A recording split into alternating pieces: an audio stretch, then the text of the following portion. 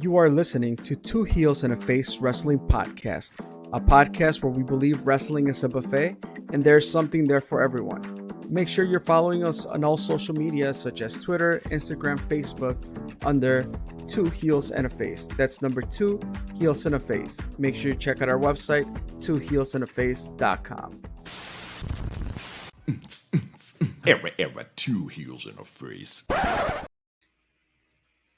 Thanks for listening to this episode of Two Heels and a Face Wrestling Podcast. Chris, you came in late a second. Are you here? I'm here.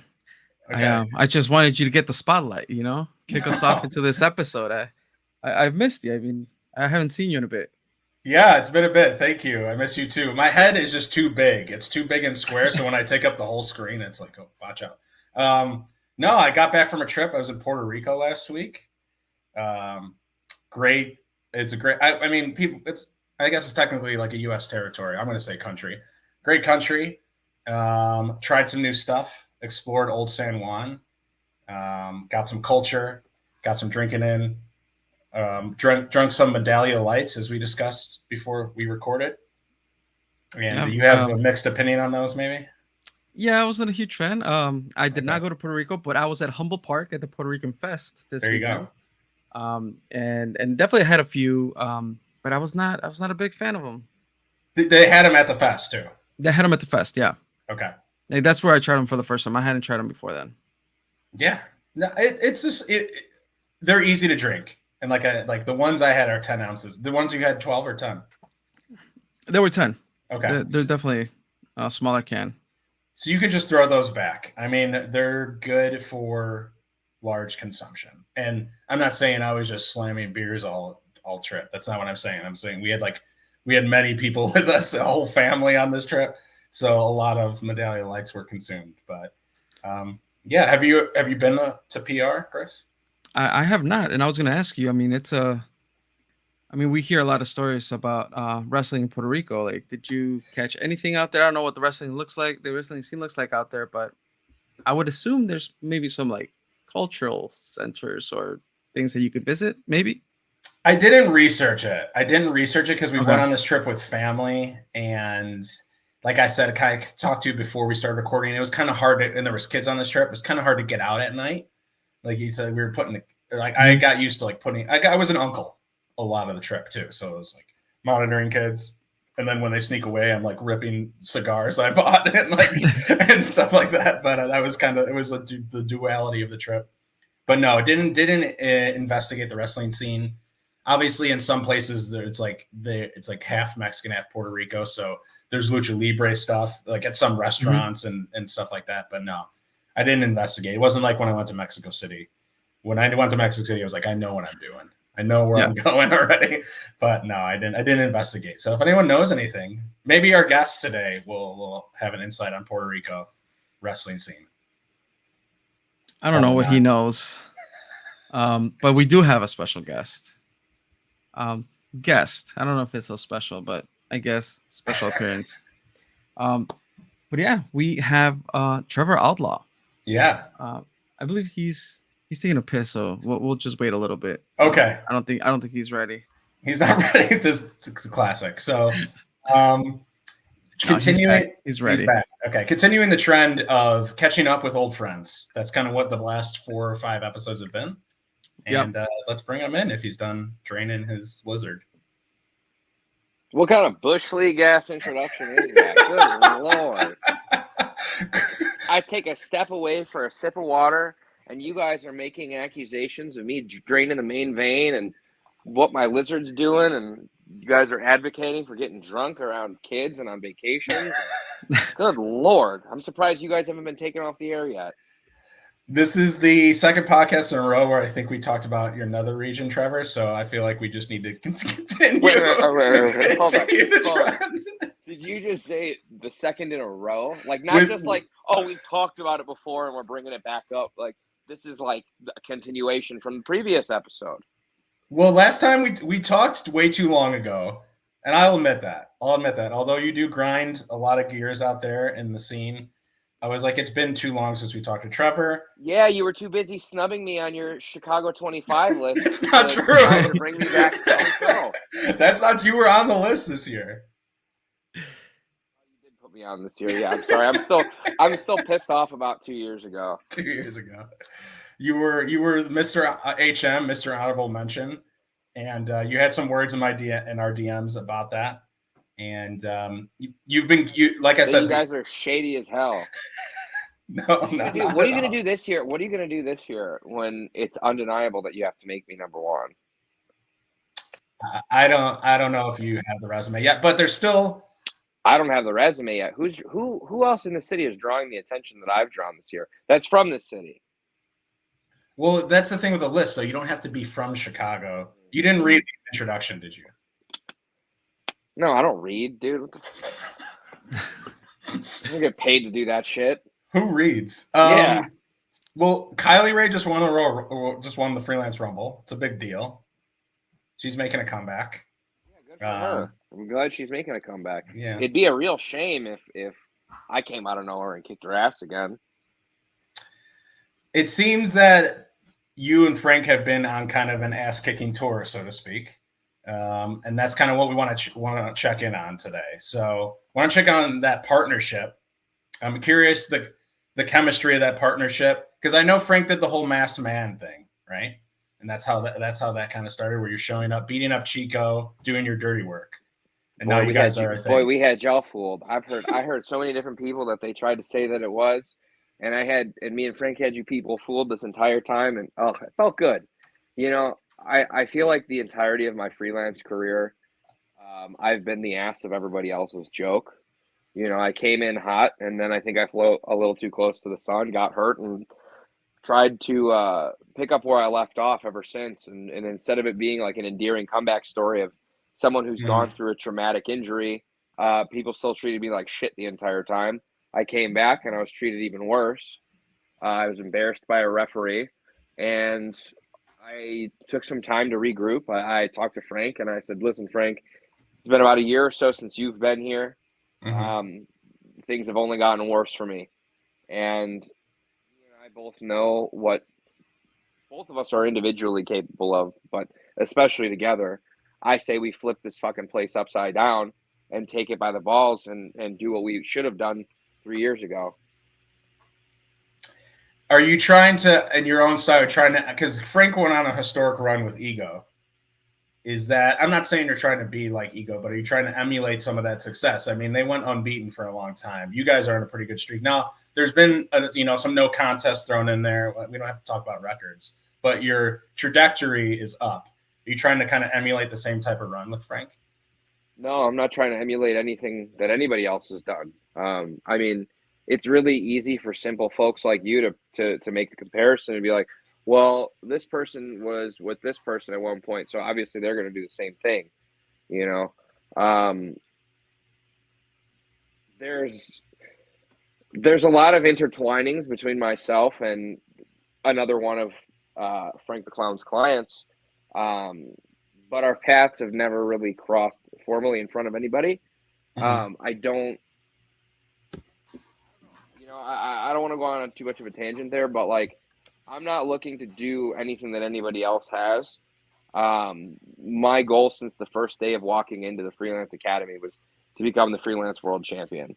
That goal has not changed, and a lot of people have laughed at me, scoffed at me, and told me that it's never going to happen in my wildest dreams. But I'm the first person from the school to ever main event Logan Square Auditorium. So, true.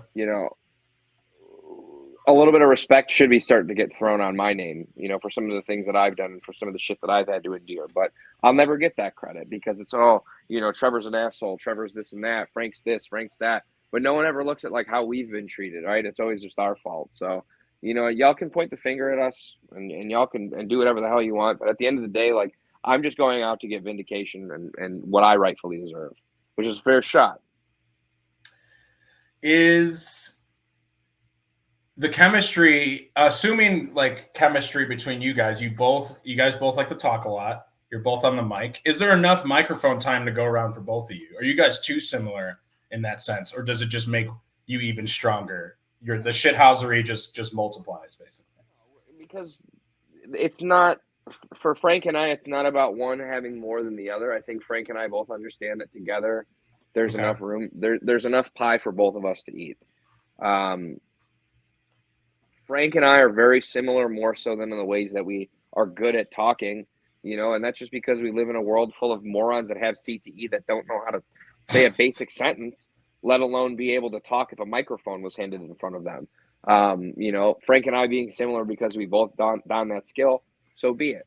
I think him and I are similar because we both have been outcasted by the world, and by us spitting back in the world's face, we're the biggest pieces of shit. But in reality, we're just reflecting back what's been done to us. So I don't see it being an issue because the goal for Frank and I is the same. Frank's been to a place higher than I've been. So the experience that he has doing that before, I think can lead me to where I want to go. But more so than anything, it's somebody having my back. I don't have a famous last name. I don't have somebody, backing me. I'm not like, the other people that I've trained with that are just going to be like, Cody Rhodes tattooed across my throat, to try to get me into the door somewhere. Me. And I didn't have anybody backing me up. And, I went through some of the most embarrassing things that has ever happened to me professionally on my own. And now that I have Frank back in my corner, to make sure that shit doesn't happen, things are going the way that they should. I have not been pinned once this year in a freelance wrestling ring, and I don't intend on that happening again anytime soon. And as you're in this streak, right, in this run with Frank, and you guys have goals. If you're saying, being at the top is your goal, is there any stop along the way, like outside of that freelance championship? Is there another title you want to get your hands on first? I mean, I want to get my hands on all of them. You know what I mean? It's I would happily go for the Legacy Championship. I would happily start tagging with Frank and go for the tag championship. Hell, I'd even bring in a friend of one of ours to potentially bring us there. I was going to say, do you believe in Frank to be your tag team partner? But you quickly switched that up and put Frank in his place, huh? Well, no. I mean, I've tagged with Frank. Frank and I are undefeated as a tag team. Fair point. And we beat Kylie Ray and Isaiah Velasquez. I see. Is it 1-0? Yeah. It's still undefeated. Yeah. Still undefeated. Yeah. Mm-hmm. Tell me. We single-handedly beat the two biggest pillars of freelance wrestling history in the same match. There's no reason why it couldn't be done again. But my eyes have been set on the world championship. I feel like it's eluded me. I had an opportunity and I fell short, and the time wasn't right. An opportunity to move forward in a championship tournament, and then I got hurt. My whole world got flipped upside down. So, I'm not going to use the finish the story or anything like that, but I definitely have unfinished business. I am the type of person that if I set myself out to do something, I'm going to do it, one way or another. It might take me a little bit longer, and it has taken me a little bit longer. I've been through more trenches than a lot of people ever know because, I just handle my business. Unfortunately, some things get to a point where they got to go public. A corrupt ass referee, I got to handle that publicly. But here we are today. It's a new year. I'm going to stop bitching about the past because things are going pretty smoothly for me. So we should be talking about the good things. We will get to those for sure. We'll get to those for sure. I wanted to. Yeah, you guys want to just keep reflecting on all the bad things that happened to me, right? Let's just keep shitting on Trevor. Let's keep kicking him while he was down. That's all you guys. That's all everybody's ever done is kick you while I'm down. I was just wondering. Last time we spoke to you, or a couple times we spoke to you last. You had them flashy shirts and everything. Now it's like you're done with that. It's just regular tees.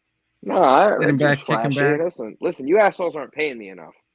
You're wearing that flashy garb right now. You wear a lot of black. You're sticking to the black, so dark and brooding, maybe. Yeah. Yeah. I'm in my dark era or whatever the hell.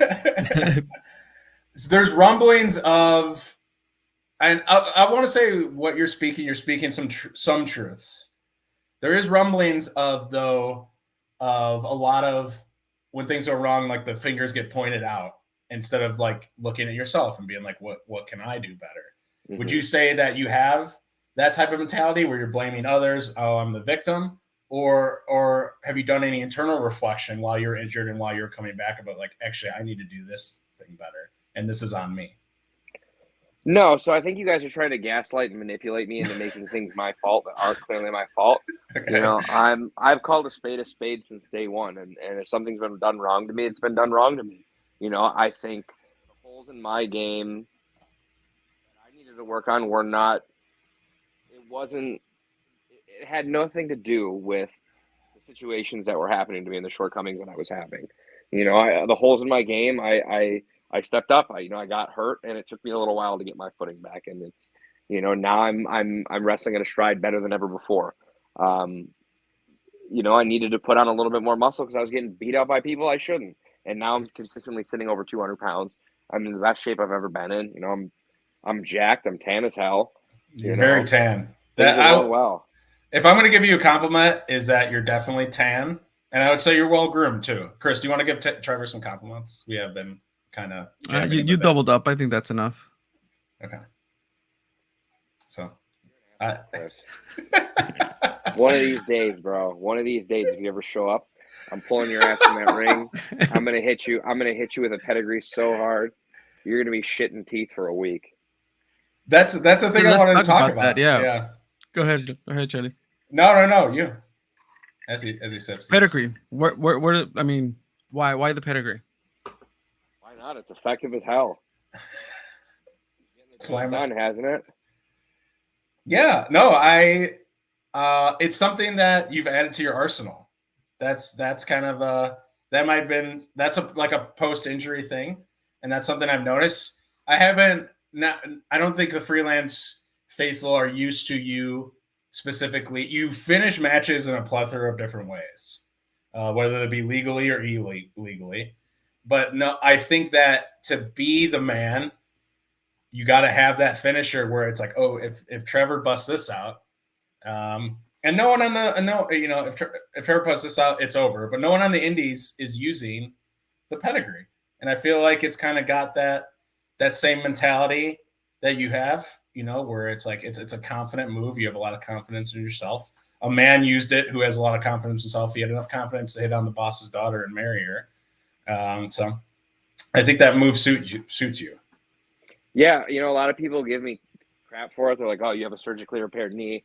You know, why are you doing a pedigree?" But here's the thing: I got stem cells, dog. I got this thing that a lot of other people in wrestling don't have. It's called health insurance. And while I might be scamming the system, even though they're all scamming all of us, sure. I got stem cells in my knee, so I'm able to do things that I wasn't able to do prior. So, the pedigree is here to stay until somebody kicks out of it, and then I got to find something that's more effective. So I don't know what could be more effective outside of manslaughter. So I don't know. Great. I want to talk about like you said, hurdles. You have pushed through a lot of hurdles. People get in your way. We'll touch on Chico. Chico's been pestering you for a bit. God, I don't want to talk about this cartoony bastard. I'm so sick of this Cartoon Network piece of shit. But yeah, that's fine. We can talk about him later. Chris, are you good? Looking for Chris is about to pop something up on the screen. If you're watching on YouTube, you get a little bit of extra content. There it is. Hashtag Viva Chico. Trevor, I don't know if you. You know, I blame you guys for Chico. I blame you guys. You guys felt sorry for that little twerp, but he should have stayed a referee. No, he's been. You guys gaslit and you encouraged him. You encouraged him. Supporting. We're supportive. Enablers is what you are. Before we really touch on the feud with Chico, another hurdle that you have recently gotten over is your own flesh and blood. Your own mother was in the opposite corner with Dana Dad as his manager, and I just want to know how that unraveled. It's like I've seen promos of you guys of she's cutting your hair. You guys seem to have a good relationship. We did. We don't anymore. Like, why? Why did the you want to betrayal? talk about, holy shit, you want to talk about someone going into business for themselves. There's nobody that goes into business for themselves more than my own mother. She's been cutting my hair for years, but clearly I got to go to someone else because she does not only a dog shit job, but I haven't spoken to her since before Mother's Day. So, things aren't really going well for me. I've got a lot of parental issues, but I never thought they would spill out into the ring in front of everybody. But hey, you know what? Dan the dad is a scumbag, and I'm not surprised that miserable prick had the hots for my mom. I don't know how that works, but I won't be attending holidays in the Outlaw household anymore. That's for sure. So, Dan, if you're listening to this, burn in hell. And Mom, you fucking suck. I think like my favorite part is she went back to the she was whipping you with the belt, but she wasn't. Why done. was that not a disqualification? See, this is the shit that I'm talking about, right? Like I should have been the winner by DQ, but because it's an article of clothing coming off of him, it doesn't count as a weapon, right? That's the bullshit rule. But whatever. Is that in the rule books? Did you check? It is in the rule books, and I've been trying to fight it. I mean, I still won, so it's like I can't. What am I going to do? Get the match overturned, and you know what I mean? But yeah, it just goes to my point before. Like this is why I need Frank in my corner because there's so much outside shenanigans and so much fuckery that goes on in this company because Midwest management doesn't know what they're doing. That I've got to have somebody else to protect me. Is that a term we're not aware of, Midwest management, or is it just people like it's the Midwest nice, right? The management doesn't come down hard. Are they just too nice? That's just how things are done around here in general. Okay. I think GPA might know a few things about trying to get matches overturned. You might want to consult him. Yeah, I know. I think him and I are going to need to seek some of the same legal services. I keep seeing the Top Dog Law banners everywhere. Maybe I'll call that guy. Top Dog gets you top dollar. But I don't want to wrestle top dollar. So like if I have to wrestle that dude to get legal help, I'm not trying to do that. I don't want to wrestle half these bozos anyways. What about Glenn Lerner? No. Too jingly. His jingle's too good. He's got too good of a jingle. If I couldn't get Frank in my corner, the one other person I would have to manage me, the only other person in the world that I would allow to do it, Jimmy Hart. Francis Geraci. What a legend, dude. PFG, my dude. PFG and his finisher, the Chapter 13 plan. That's his finishing move. You know what? That's what I think I'm gonna. Okay, I think we're onto something.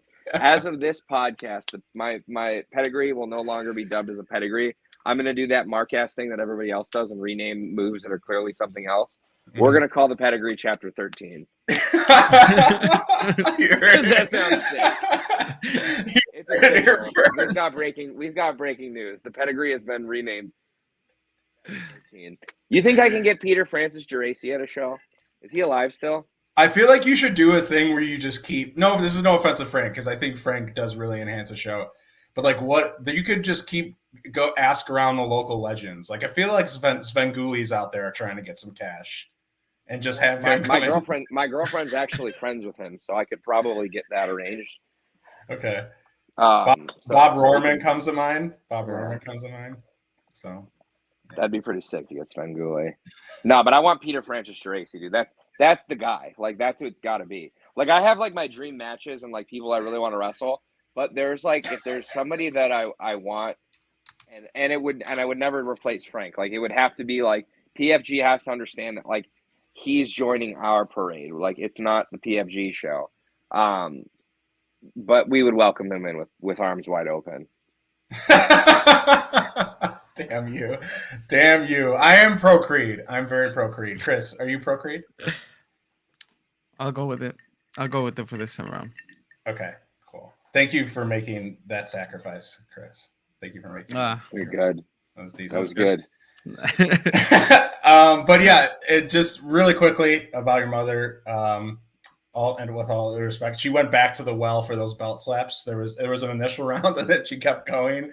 It was like that. Like, yeah, and then she got on the microphone, and then who said this broad could get on the mic and get promo time in my house? Was that for like? I don't give a shit if she sliced me out of her stomach. I don't care. That's my house. Logan Square Auditorium, my house. I feel like that was for something you did when you were like 3. Like that flashback happened, and it was just the extra punishment. But nobody wants to talk about the PTSD of child abuse that I've got for it, right? It's just, oh, Trevor's mom, look at her kick his ass. Yeah, that's all right. You guys are all enablers. You guys all enabled child abuse. I might be a grown man now, but at the end of the day, like, it's technically still child abuse. Yeah, right. Yeah. How do you feel about that now? How do you feel about that now? All it takes, I'll get this show canceled so quick, dude. All I gotta say, 2 heels and a face condones child abuse. No, do not say that. Man-child abuse, maybe. So, that. are you on child abuse? Are you, Chris? Don't put that one up, please. Are you?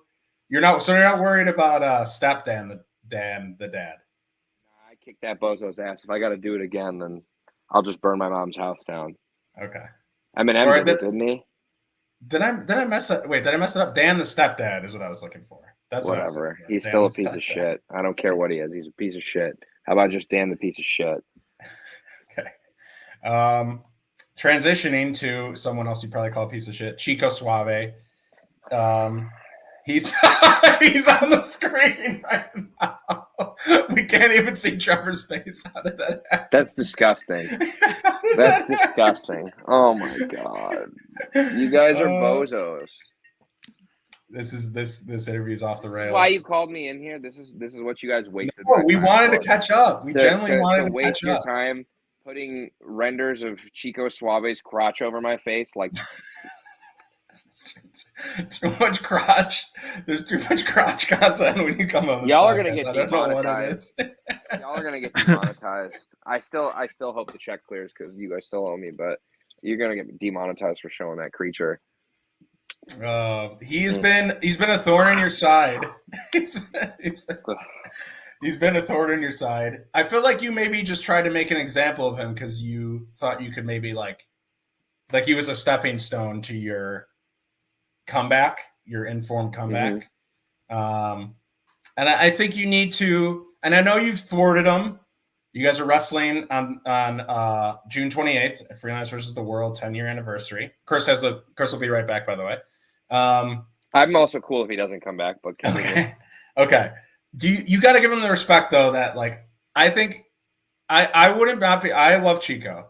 If you were to beat Chico at Freelance versus the World, I would not be surprised. I'll say that because I think you got some tricks up your sleeve. But you gotta respect that Chico. So you're just gonna hold on. I'm not even gonna let you finish that because you're taking a backhanded compliment to me right here, right? You're trying to say that you have faith that I'm gonna win, but you don't think I can get the job done against Chico on my own. Well, you're gonna ban? Are you gonna ban Frank from ringside? No, Frank's just gonna be there to make sure no bullshit happens. No bullshit on the Chico side. What do I have to give Chico respect for? Chico's been nothing but a thorn in my side my entire career in Freelance. Chico's a joke. Chico is a cartoon character. And all of you people have gaslit Chico into thinking that he's something special when he should have stayed a referee. Chico should have been a referee. That's where he should have stayed. But instead, I don't believe that. I think he deserved a spot. I don't care what you believe. I don't care what you believe. I'm telling you the truth. Chico should have stayed a referee, and Chico should have never came to Freelance because that asshole decided to embarrass me. Him and Perch were in cahoots last year. Chico pinned me in less than a minute. In what world does that make any sense? Yeah, it was my stepping stone. I came back and I beat the shit out of Chico. Frank came back and beat the shit out of Chico. But the thing is, I already beat him. I've beaten this loser to a pulp. Okay? I'm sorry. Everyone's not going to get the happy-go-lucky story of the underdog finally gets his comeuppance. Chico's had his opportunities and he's blown them. I'm sick of him getting opportunities. I'm sick of everybody else on this damn roster getting opportunities that they don't deserve when I'm grinding my ass off behind the scenes trying to make things happen. And I'm the asshole for wanting to take what's mine, right? Everybody else gets to sweep the rug out from under Trevor Outlaw, but finally Trevor Outlaw does it back and he's the asshole. Trevor Outlaw wants vindication and a little bit of a revenge, but he's the bad guy for it, right? Let's all root for Chico. I'm done with Chico. This Chico experiment, I'm putting it to an end at the anniversary show. And if I haven't made it clear already, I'm going to up the ante. No rules. No rules, no excuses. Chico, if Chico's everybody's friend, then he can bring whoever the hell he wants. You want to bring one of your buddies out to help you or some douchebag from the crowd? By all means. I got Frank in the corner, so I'm not worried about it. But once that bell rings and my hand is raised, 1, 2, 3, there will be no more referees. There will be no more moms. There will be no more cartoony bullshit. The conversation changes to Trevor Outlaw should be in the main event and championship picture. That's a statement. So it's official then. No DQ. No DQ. No rules. All right. I'm excited. I'm glad I'll be there.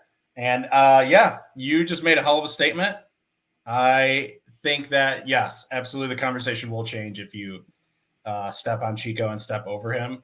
100%. I will say that you deserve to be in the conversation for one of Freelance's main titles. Absolutely. About time you started giving me my flowers. That's all right. You'll see. And then your stupid little Viva La Chico hashtag, you're going to be real sad when your little buddy is beaten down from the 3D cartoon back into the 2D world where he belongs. All right. We got actually a ton of social media questions. Social media loves you, whether you like them or hate them. There's a ton. We're at the 31-minute mark here. There's a ton of social media questions. 32 minutes too long. So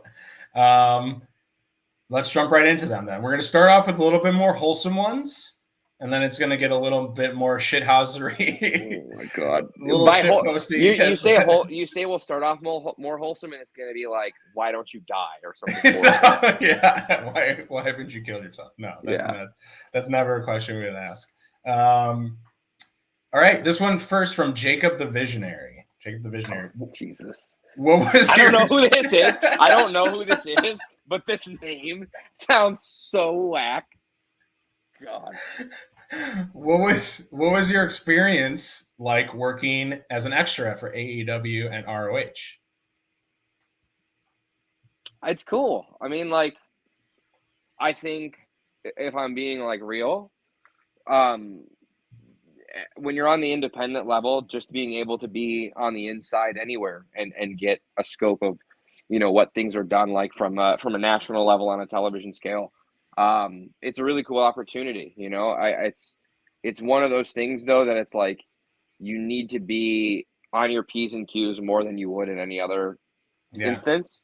But like, I'm somebody that has real life corporate experience and just real life job experience. So I think for me, I can go into those situations a little bit more like level-headed. But like the opportunity itself is not something to be squandered. Like, I appreciate any time that I do get to go there because it's a learning opportunity at the end of the day. I might be the biggest piece of shit that everybody knows from around here, but like, I don't take moments like that for granted. And I don't, they don't go without being appreciated, because at the end of the day, you still got to do hard work to get noticed, to even be invited to these places in the first place. They're not going to just invite anybody to come, to come into their house, So, but it was awesome. Every time I've been there, it's been an awesome experience. So I've got no complaints. You know how to rock a suit. You know how to check an earpiece that doesn't exist. They do exist. They actually work. You guys said that they didn't work, but they work. Okay. I just don't entertain a lot of people's shit. This one from another Jacob, P1 Jacob.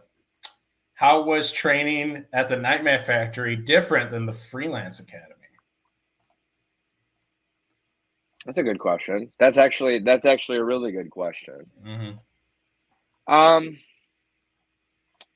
I mean, starting at Freelance and to where the school is and what it's become are very different. I think out here I've learned a lot more lucha libre, a lot more quicker paced style wrestling, but I think basics were big for me here with Isaiah. Mm-hmm.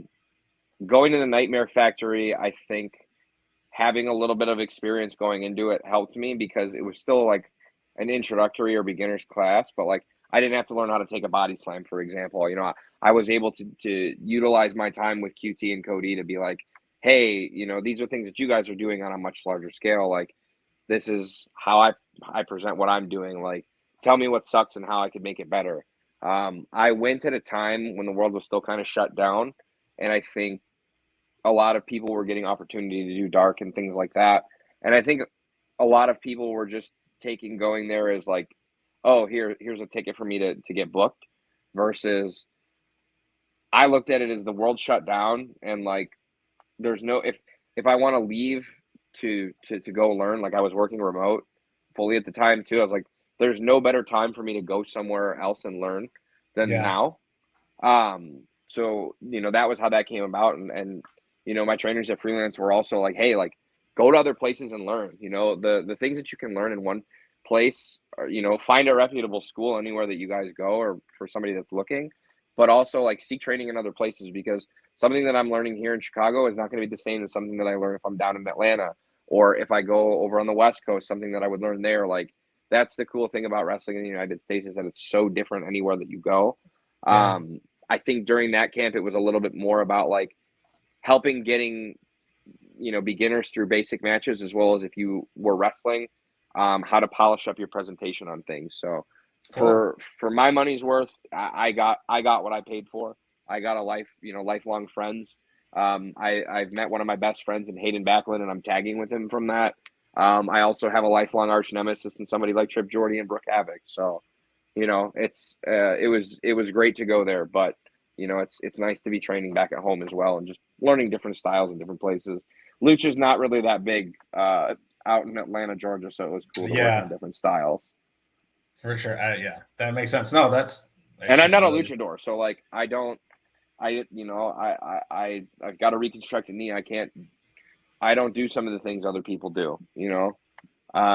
That's the cool thing about professional wrestling. There's 1,000 ways to skin the cat, and I skin the cat a different way than other people do. Absolutely. This one from Ace from the Shy. Mm-hmm. Why don't we see more of you in the ring at AEW? I'd love to see you and Joe Alonzo go at it on the microphone. I don't think the world wants to see Trevor Outlaw and Joe Alonzo go at it on the microphone. I agree. I don't think the world wants that. I think this guy's a dumbass for wanting that. Shout out my close personal friend Joe Alonzo, though. I like Joe a lot. I think a lot of people don't want me and Joe to like each other, but he's never done me wrong. So, what was the question? Why don't I wrestle more at AAW? Yeah, in the ring. know, I am the greatest wrestler commentator alive. I don't think there's another person that can wrestle, cut a promo, and commentate a match better than me. And I'm sure there is somebody that will rebuttal that. I'm sure there's a million people that will rebuttal that. The triple threat. Yeah, I'm going to talk my shit. So, when the time's right, you know, I was doing my thing on a live for a little while, and if I'm being honest, it's hard to wrestle and do commentary on the same show. It's hard to get a building open and get people interested in the show that they're about to see, and immediately have to go and call an entire show. You know, additionally, I think it's kind of cool that every place that there is in Chicago, you can see me do something different that you do see me at. So it's not the same one. Sure. I'm not the same one trick pony, you know, it's, and I think that's such a huge thing, is being able to wear multiple hats in different places. So, you know, when the time's right, you'll see me strike at AAW, but, you know, everything I'm doing right now, I'm doing within meticulous reason. Okay. This is from Perch. Just wanted to see your reaction. How did you enjoy your last Trevtember? Go fuck yourself, Perch. You're a piece of shit. You're the worst human being I've ever met. And I swear to God, if I ever get the opportunity to fight you again, I'm going to beat your ass so bad. I'm going to tattoo my hand marks on you. Those chops marks, they ain't going away this time.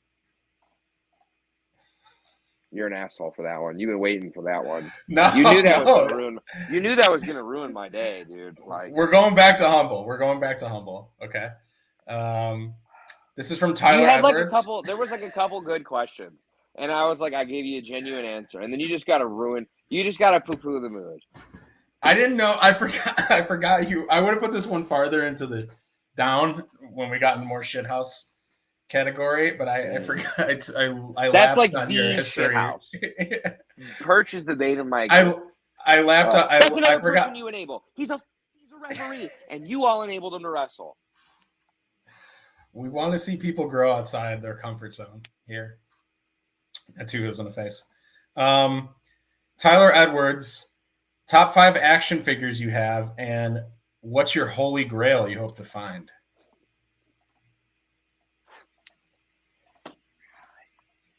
He's an asshole for that one. This one, I feel like this one could take up an hour, but I don't know. It could. So, like, all right, the cat's out of the bag. I like action figures, but you know what? I get laid and I have a smoking hot girlfriend, so it's okay. Oh man, I've got a lot. I'm not judging. I've got a lot, dude. I don't know. Like, I think my grail might be the Hardy Boys Brood Elite 2-pack. That one's pretty sick. Okay. I think I remember seeing that growing up. Yeah, it's like they got like the red t-shirts on and stuff like that, and they're doing the Team Extreme pose and whatnot. What's another one? I have the original ECW one, like the first ECW CM Punk figure in the box, like mint on card, 100% in good condition still. Cool. I'm trying to think. Like, and I don't know if I'm like, am I just supposed to stick with wrestling? Like, he just said action figures. So action figures in general. Okay. I also have a lot of Power Rangers. I was collecting the Lightning collection for a while, and then Hasbro killed that line, so that kind of sucked. I didn't know you were so much into action figures. I feel like I never see you post about them. Yeah, because I have a life, and I'm not a loser. Okay. You know. Why would I post about that?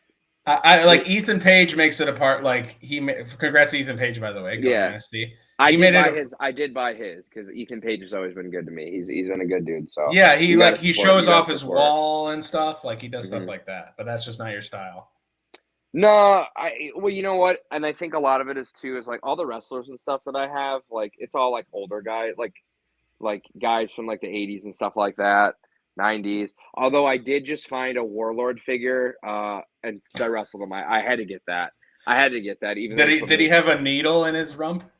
No. The steroids he took. That'd be funny if it came with that. It came with a needle. You're terrible. No, it didn't have that. Okay. It was a loose figure, so the accessories were missing on that, unfortunately. Okay, yeah. Yeah, so whoever's got the accessories got that. I'm trying to think if there's any other like major grail. Any holy that the ones you mentioned you have, but is there a holy grail that I don't have? Yeah. Honestly, right now, probably the defining moments, Cody from the Hell in a Cell. I don't know why I didn't get it. I was like, I should have got it. I slept on that one. That one's really sick. And now it's like it resells for like $100, and I just can't. I can't justify paying $100 for a single figure. It's just too much. Okay, that's high in the figure market, or no? Yeah, I don't know that's those a lot. Okay. I don't. I mean, like, I'm not like. I mean, I guess you can consider me a pandemic collector. Like, I found some stuff from when I was a kid, and like during the pandemic, I was like, whatever. I got these stimmy checks. Let's buy some toys.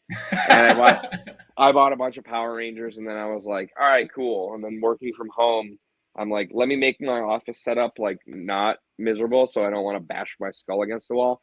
So you get some figs and stuff, and then you just keep adding to them because it looks cool.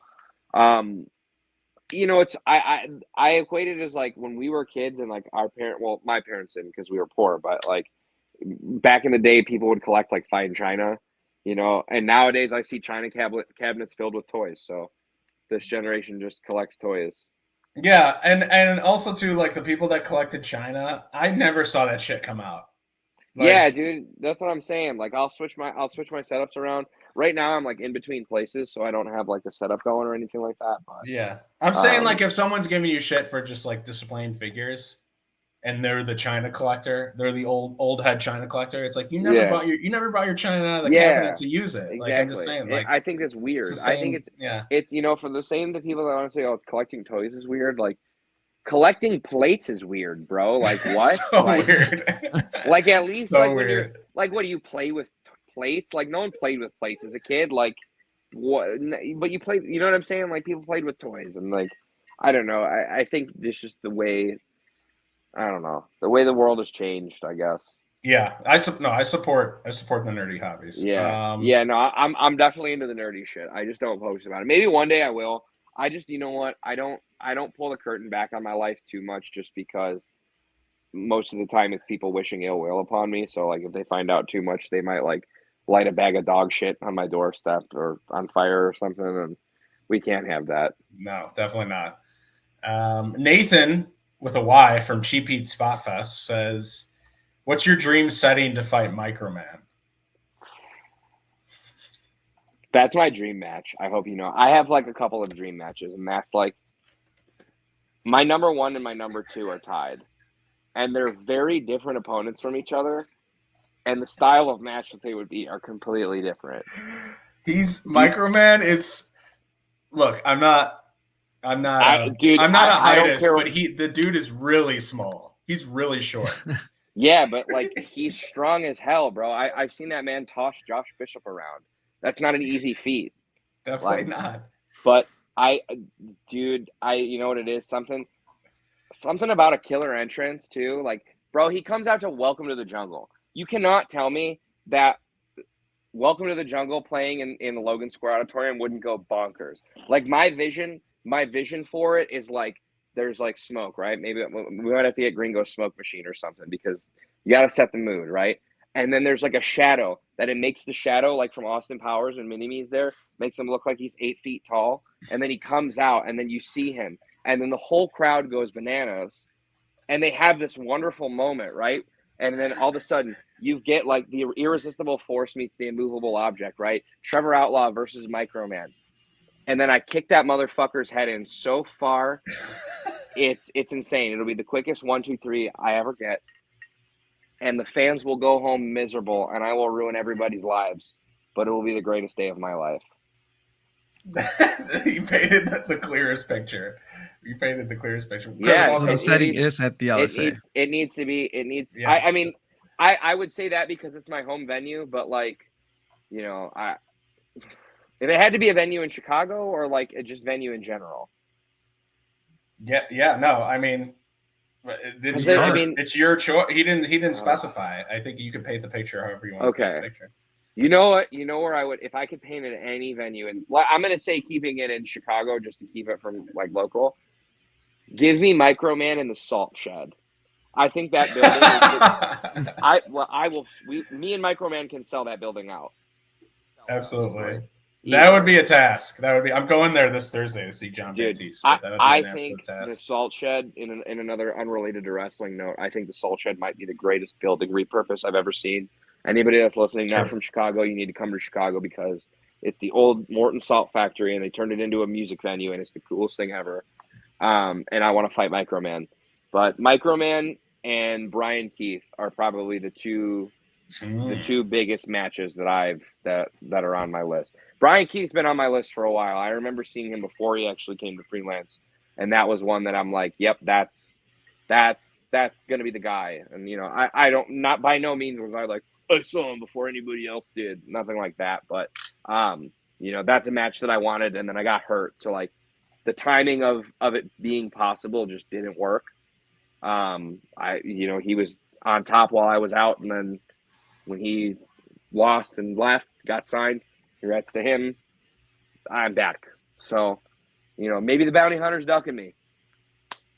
I think that'll happen one day. One day. His freelance ties are strong now. I think both of those matches will happen one day. It's just a matter of when. But those are the matches like right now that I see that I'm like, oh yeah, I want those matches. Like I'm not a big like list guy or anything like that, but like those are two people that I gotta fight. Microman would pop the freelance or the LSA crowd 100%. He'd fit right in, so that makes sense. Bring Microman to Freelance, dude. Let's do it. Microman, this is a challenge. I'm laying it down.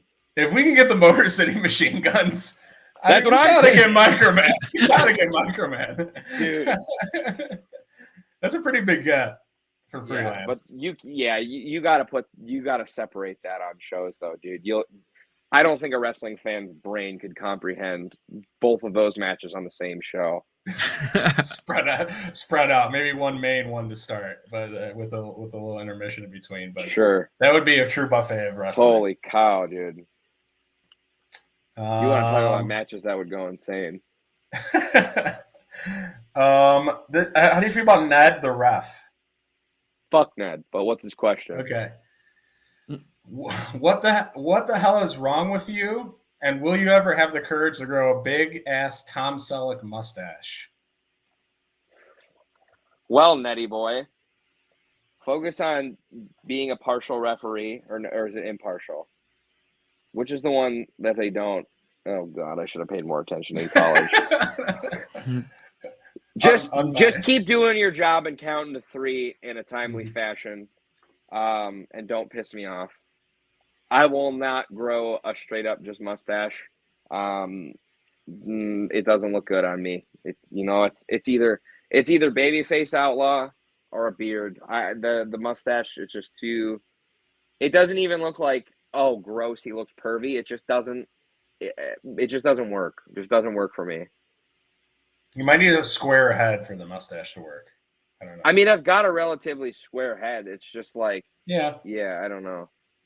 I've got too full of facial hair everywhere else for it to work. It's fair.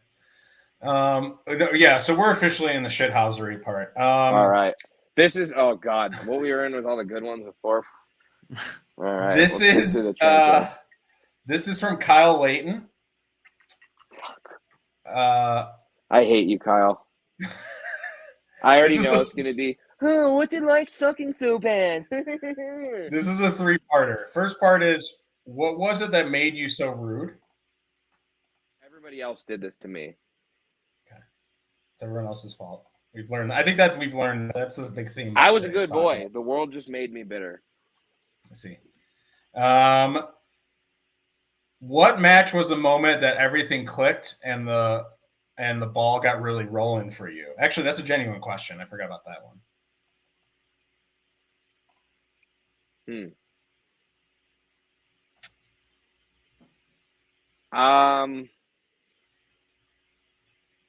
Maybe not at Freelance, but like, I gotta say, wrestling Solomon Tupu. Okay. Last year was rough for me. I think 2023 was probably the worst year of my career, and that's including being out on the shelf with a knee injury. I just was not there mentally. Coming back from the knee injury and then fighting through, 7 bone spurs in my elbow and like trying to keep that as like hidden from people as possible. I very much like lost my drive and I lost my confidence as a wrestler. And we had a match like December, I think, of last year, leading into the year ending, and things just felt right. I felt like I was just kind of hitting my stride. Like, we beat each other up, but like I felt good afterwards. And then when I came back to Freelance, in the scramble, to get sure, they booed me out of the building and like whatever. Like, I think they're all a bunch of drunken idiots, but I think I'm so good at stripping away negative feelings that people give me, and just to be able to know that like I wasn't forgotten about, and that I wasn't going to be denied anymore, regardless of the outcomes of the match. It's bullshit that I got to come back and I got to share the spotlight with 5 other people, but whatever, I'll do it. And guess what? Like, look where I'm at now. Things are going pretty good for me. So I'd say, I think things have probably clicked for me in different aspects at different times, but I'm looking at everything from like a post-injury standpoint now. Yeah. So I do feel like a completely different wrestler than I was then and now, mentally, physically, like all of that. So I'd say, like, to sum everything up, probably around like the beginning of the year, things started to click again. Okay. And then the last part is, and by the way, he's going to get his ass booed if he even makes the freelance anniversary card. That's not a question. It's a statement. That's not a question. So that just proves my point that Kyle's a dumbass. And go ahead. You get a decent question, and then you got to slip a jab in there. That's what everybody's got to do. Everyone's always got to get one over at Trevor Outlaw's expense. I'm just Trevor. This is fan interaction. We gotta be faithful to our fans. The anniversary show has always been named Freelance versus the World. But it couldn't be more further from the truth. It's Trevor Outlaw versus the World, and it always has been. Why is God giving you his toughest battles? I don't get it. Like, why? Because the universe throws challenges at us to see what we can handle. And I genuinely believe all of the people that mess with me and give me bullshit do, because I don't take shit from anybody. I will put my foot down. I will stand up for myself, and I will make a case that if I'm done wrong, if you do me wrong, you will very much hear about it. And I will not be silenced until it's made right, whether that's in the ring, whether that's outside of the ring. And you know what? Maybe that's gotten me in trouble a few times, and people can call me an asshole at the end of the day, but no one will ever be able to call me fake. That's true.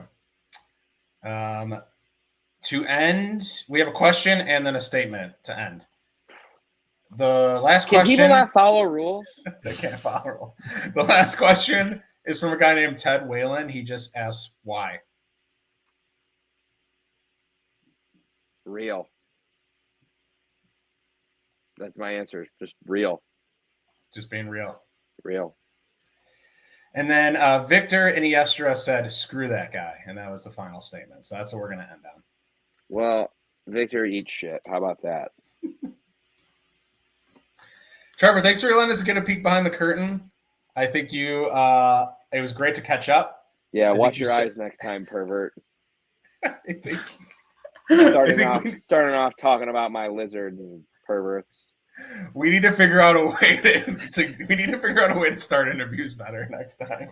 We need to figure that out. I mean, you guys have been doing this longer than I've been. 7 years. So, like, you would think at this point maybe you've got it figured out. But I mean, hey, maybe you guys are just dog shit. We might just be.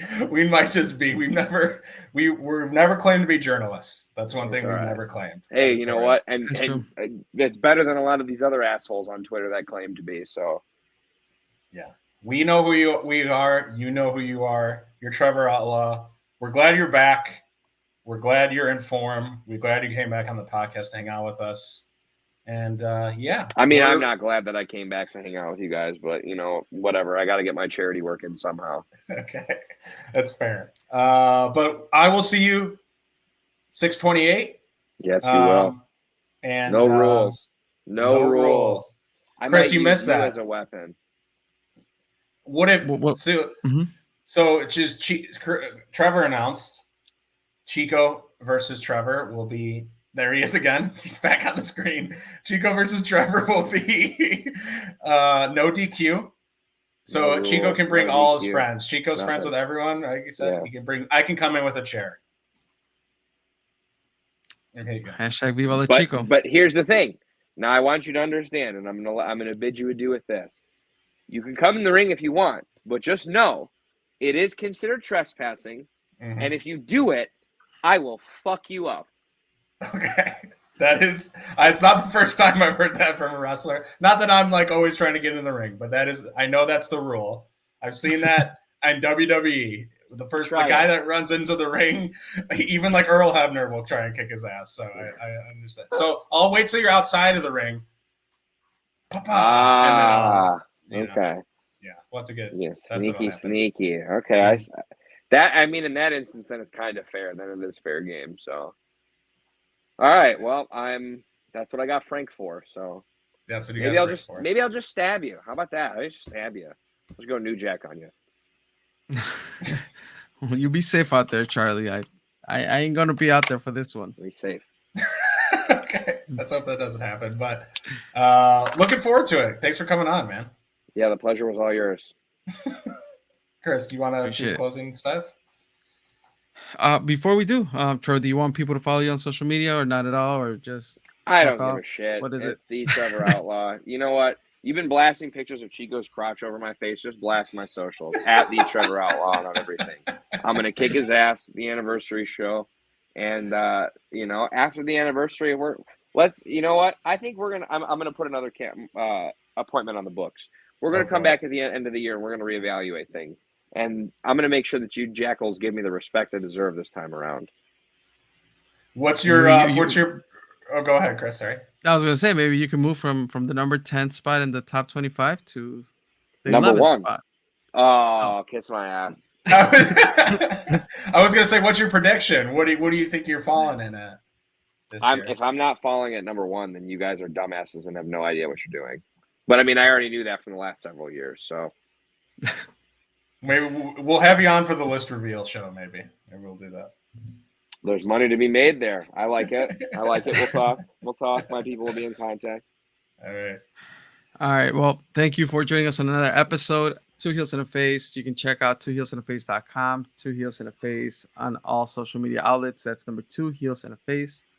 And I think the last article that was not a podcast on twoheelsintheface.com was wrestling venues, right? Top 5 wrestling venues in Chicago. So go check that out. So GPA tweeted out before we go. GPA tweeted out he's a picture of the new Berwyn floors. Dude, it's wild. I hate it. I saw them last. No, I like it. Those puke green carpets were gross. Listen, I'm a South Sider, and I've been unfortunately, like I've witnessed gentrification happen in my neighborhoods.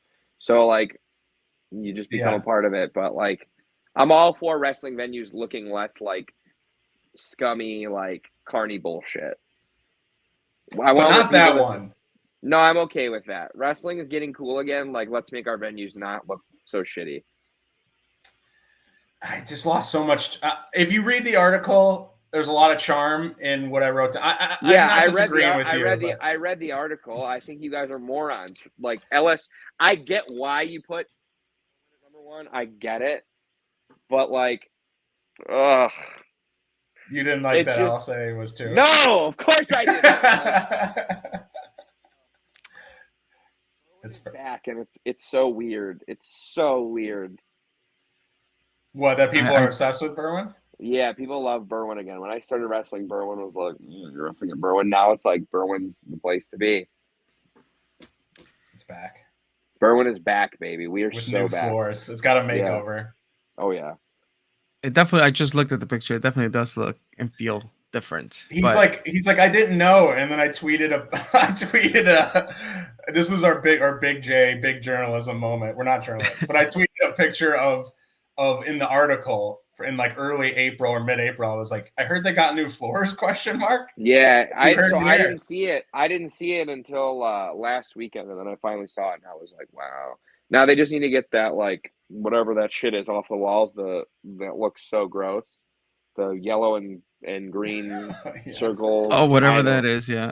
I don't know what those are, but they look horrible and they need to come off. Just keep the piss-soaked floors in the bathroom. Just keep those. That's all That'll never change, yeah. That's all I ask. I mean, dude, if you want me to, like, piss on your feet at the venue or something when you're there, I can do that. Only if you stand next to me in Berwyn. Like, yeah, if we're now we're back to dick content. I'll start putting my merch table in the Berwyn bathroom, so I'll charge people to get pissed.